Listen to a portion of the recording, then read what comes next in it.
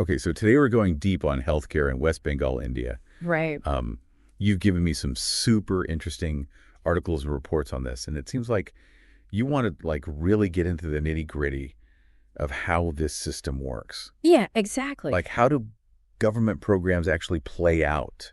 What are the differences between healthcare in cities versus out in the countryside? And then Yeah. how does private healthcare even fit into all of this? Yeah. So first off, just at the very top level, it seems like West Bengal has a really impressive public healthcare system, like just on paper. Yeah, they do. It's Right. I mean, on paper, West Bengal, it boasts one of the strongest public healthcare models in all of India, Wow. at least in theory. Okay, in theory. Yeah. But as we're going to see the situation on the ground, All right. it's often more complicated. So there's that classic tension, right? Yeah. Between what's written down and Right. what people actually experience in their lives. Exactly. So I'm really curious to unpack that with you. But just so we're all on the same page. Sure. West Bengal uses that three-tiered healthcare system that's common throughout India, right? Yeah. Primary, secondary, tertiary care. Exactly. So Okay. you've got your primary care at the local level, so that's like your Yeah. first stop for the most common health issues. Right. And then you step up to secondary care, and that involves larger hospitals that are equipped for more serious conditions and surgeries. Okay. And then finally, at the top of the pyramid, Mm-hmm. you have tertiary care, and that's like the really highly specialized hospitals that Yeah. you'll find in major cities. Oh, okay. That makes sense. So where does the government fit into this whole structure? Because they seem pretty heavily involved in healthcare in West Bengal. They are, yeah. One of the most notable examples of that is the Swasthya Sathi scheme. Okay. And that program aims to provide cashless health insurance to every single family in the state. Really, to everyone. To every family, yeah. Wow. And it offers coverage up to 5 lakh, which is about $6,000. That's a significant amount of coverage. I'm like, Yeah. I can't help but compare that to what we're used to here in the U.S., where even basic healthcare can be incredibly expensive. Yeah, absolutely. So to have that kind of safety net for everyone is pretty remarkable. Yeah, it is. And What's been the impact of that? it's been pretty significant in terms Mm-hmm. of increasing access to healthcare, especially for people who previously couldn't afford it. Right. But as with any large-scale program, there are challenges and nuances. Okay, sure. For example, while, many treatments are covered under the scheme, Mm-hmm. there can still be substantial out-of-pocket expenses for patients. Okay, so And navigating a system this large can be complex. it's not perfect, but it sounds like a major step in the right direction. Absolutely. Are there other government initiatives in play? Absolutely. So to tackle the cost of care, West Bengal has a network of fair price medicine shops. Okay. And these offer subsidized medications and diagnostic tests. So they're really trying to make healthcare affordable, Yeah. but I'm guessing it's not all smooth sailing, right? Right. What are some of the biggest hurdles they face?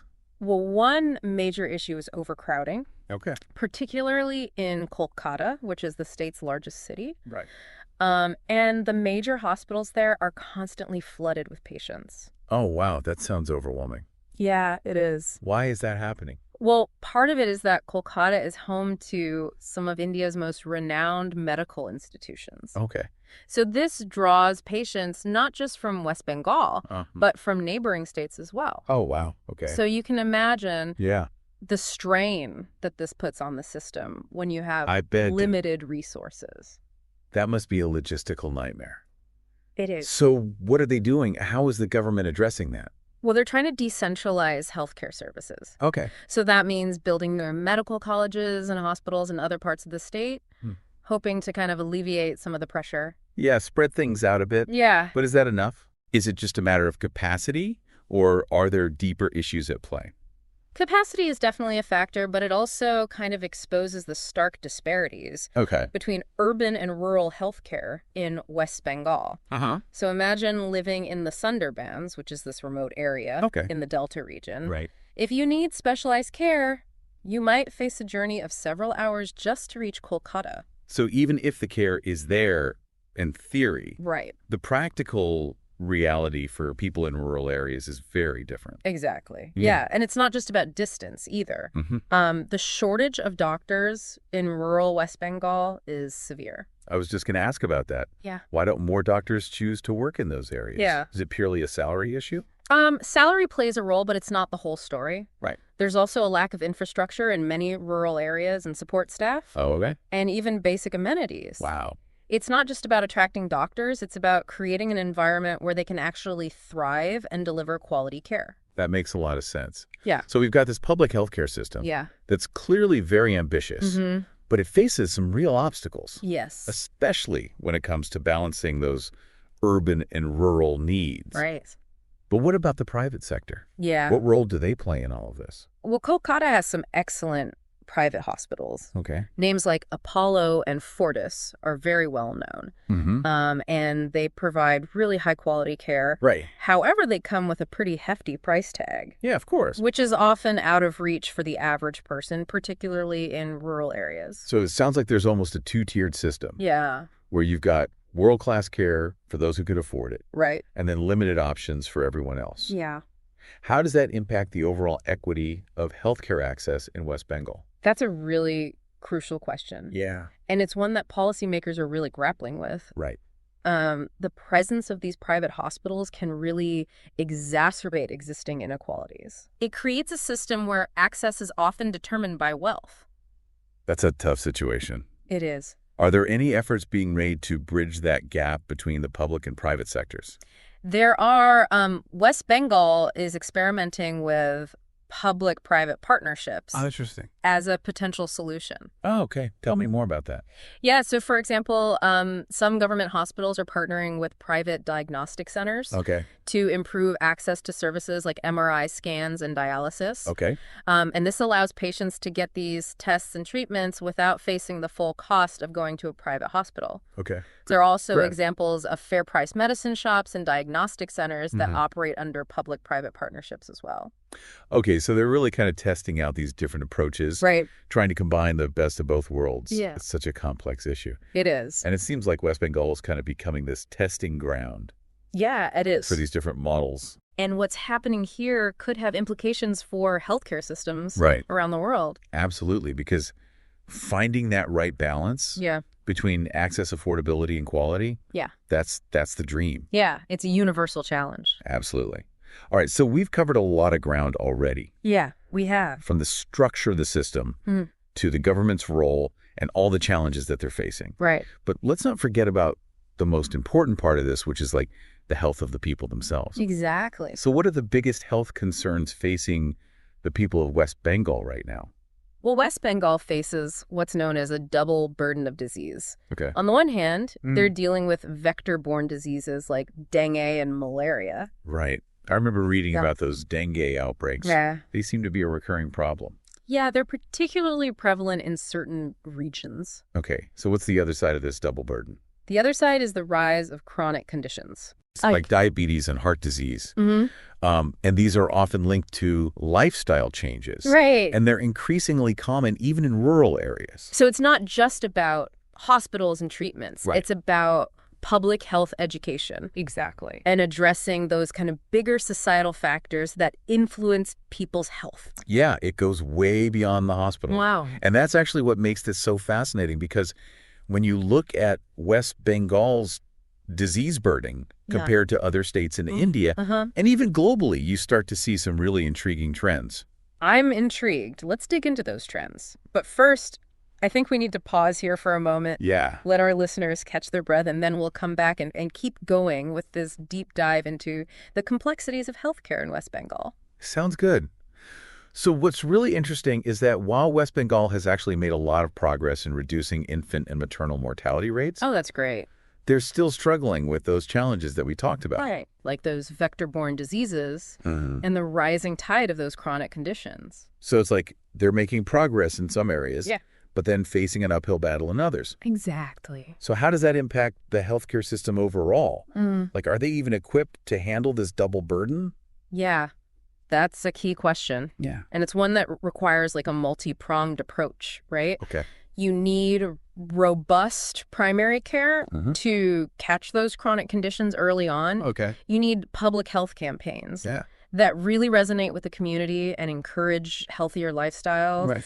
And of course, you need the infrastructure to treat people effectively. Yeah. when they do get sick. Exactly. It sounds like a massive balancing act. It is. And from what we've discussed so far, it seems like access to the right kind of care is a major hurdle, especially in those rural areas. Absolutely. And this is really where that gap between the government's aspirations and the reality on the ground becomes super apparent. Take the Swasthya Sathi scheme, for example. Okay.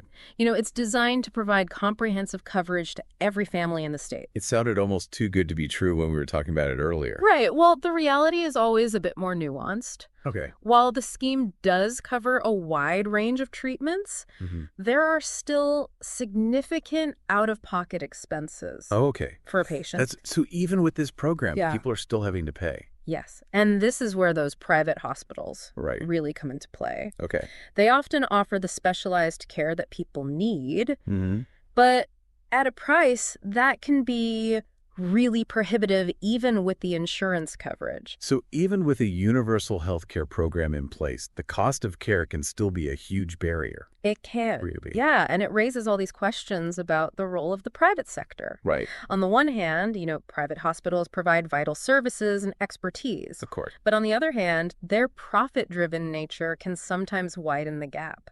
In terms of healthcare access... Like a double-edged sword. Yeah, it's a complex situation. Yeah, with no easy answers. Right. So we talked about public-private partnerships earlier. Yeah.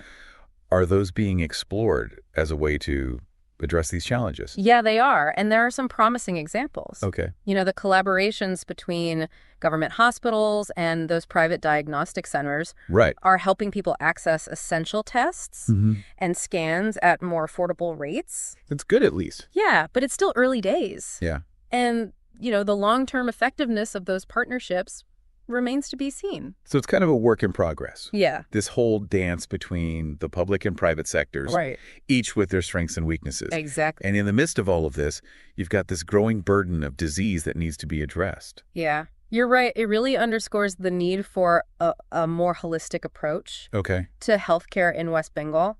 What do you mean by that? One that looks beyond just treating symptoms and really addresses those underlying social and economic factors that contribute to poor health. Okay, I'm starting to see the bigger picture here. It's not just about building more hospitals or providing insurance. Right. It's about tackling those bigger societal issues. Exactly. Like poverty and sanitation and creating a healthier environment overall. Exactly. It requires collaboration across different sectors. Wow. Health, education, infrastructure, you name it. It's a lot. It's a complex web of interconnected issues. So how does West Bengal's approach compare to what other parts of India are doing? Are they facing similar challenges, or is there something unique about West Bengal's situation? Yeah, many of the challenges we've discussed are common across India. Okay. Overcrowded hospitals, the urban-rural divide, the rise of chronic diseases. These are all issues that the entire country is grappling with. Right. But West Bengal's situation is also shaped by its specific geographical and demographic features. Okay. Could you give me some examples? Like, what makes West Bengal unique in that sense? Sure. Well, for one, its location in the Ganges Delta. Okay. Makes it particularly vulnerable to those vector-borne diseases. Right, mosquitoes and all that. Exactly. And then you've got the dense population. Yeah, especially in Kolkata. Yeah, exactly. Which adds another layer of complexity. Okay. And then there's the influx of patients from neighboring states. Right, we talked about this. Seeking that specialized care. Yeah. And that further strains the existing resources. It sounds like a perfect storm of factors. It kind of is. Creating this really challenging situation. Yeah. So, given all of that, what do you see as the future of healthcare in West Bengal? Like, is there a reason for optimism?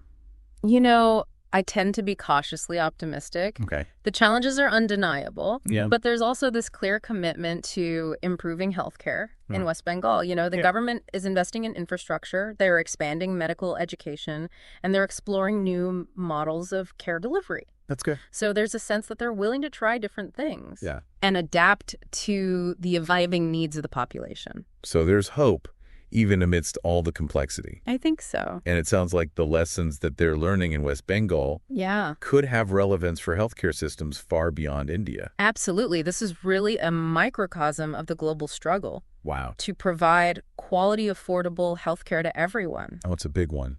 It is, and the successes and setbacks they experience here can really inform policy and practice around the world. That's powerful. Yeah, it's a reminder that we're all in this together, Yeah. facing similar challenges and searching for solutions. We've covered so much ground in this deep dive. Yeah. From those intricacies of the three-tier system to the realities of providing care in a resource-constrained environment. It is. Before we wrap things up, is there anything else you think our listeners should keep in mind? Yeah, I think the key takeaway here is that healthcare is not just about hospitals and doctors. It's about people. It's about understanding their needs, their challenges, their aspirations. Yeah. And it's about creating a system that's truly equitable and accessible to all. That's a great way to put it. And for you, our listeners, you continue to delve into this topic, pay attention to the voices of the people who are most affected by the healthcare system. The patients, the families, the communities. Yeah. Their stories offer invaluable insights into the realities on the ground. Absolutely. And they might even spark ideas for solutions. Yeah, for sure. Let's take a moment to absorb everything we've discussed so far. Okay. And we'll be back shortly to explore some potential solutions and wrap up our deep dive into healthcare in West Bengal. Okay, we're back, and I'm ready to talk solutions. What can be done to improve healthcare in West Bengal? Where do we go from here? Well, one area with just enormous potential is technology. Okay. We've already talked about telemedicine a bit, and how that can help connect people in rural areas with specialists. Yeah. But there's so much more we can do with mobile health apps, electronic health records, even artificial intelligence. Okay, all very exciting things, but also potentially expensive, right? Yeah. Especially in a place like West Bengal. That's true. The cost can be a barrier, but technology is getting cheaper all the time. That's true. And there are some really creative ways to make it more accessible. Like what? Well, for example, some programs provide smartphones and data plans to healthcare workers. Oh, wow. In rural areas. Okay. So they can connect with specialists and get information. So it's not just about having the technology. It's about getting it to the people who need it. Exactly. That makes a lot of sense. What about training and education? Yeah. We've talked a lot about the doctor shortage, especially in those rural areas. Yeah. What can be done to address that? Well, we have to incentivize more medical students to choose careers in rural healthcare. Okay, how do we do that? Well, we could offer scholarships, loan forgiveness programs. We could even develop specific training tracks focused on rural medicine, making it a more attractive and sustainable career path. Right. It's not just doctors, though, is it? No, you're right. It's nurses, community health workers. Right. They all play a crucial role. Absolutely. And their training has to be adapted to the specific challenges of rural healthcare. Okay. They need to be equipped to handle a wider range of conditions, often with limited resources. That's a tough job. It is. So investing in the entire healthcare workforce is really important. It's essential. Okay, so we've got people. We've got technology. Yeah. What about prevention? Right. How do we shift the focus from just treating illnesses to preventing them in the first place? Yeah, that's a huge piece of this. Especially with that double burden of disease we talked about. Exactly. Public health initiatives are key. Okay. We need strong, culturally relevant campaigns to raise awareness about healthy lifestyles, good nutrition, the importance of vaccinations. So meeting people where they are Yeah. with messages that make sense in their lives. Yeah. Exactly. But how do you actually change people's behavior? Right. It's not easy. Like, it's one thing to say, eat healthy. Yeah. But getting people to actually do it, Yeah. that's a whole other challenge. It is, but there are effective strategies. Like what? Well, you could work with communities to create gardens. Okay. Or offer cooking classes that focus on healthy and affordable recipes. I love that. It's about empowering people with knowledge and resources in their own community. So it's not just about telling them what to do. Right. It's about giving them the tools Exactly. to make those changes. Yeah. I like that a lot. Yeah. Okay, so we've talked about the role of the government. Mm-hmm. We've talked about technology. We've talked about community-based solutions. Yeah. What about the private sector? Right. Can they play a role in prevention? I think they absolutely can. Okay. There are opportunities to partner with the private sector to not just improve access to care and technology, but also to support those community-based programs that we were just talking about. So it's about finding those win-win situations. Yeah, exactly. Where the private sector can contribute in a way that also benefits the community. And ensuring that equity and affordability are central to those partnerships. Right. It can't just be about profit. No, exactly. It has to be about actually making a difference in people's lives. Yeah, it's about striking that balance between innovation and social responsibility. It sounds like there's going to be a lot of trial and error involved. There will be. Figuring out what works best. Yeah, and it's important to remember there's no one-size-fits-all solution. Right. What works in one part of West Bengal might not work in another. So flexibility is key. Absolutely. And a willingness to adapt and learn and adjust. So it's a process. That is. Not a destination. Yeah, a journey. Despite all the challenges, it sounds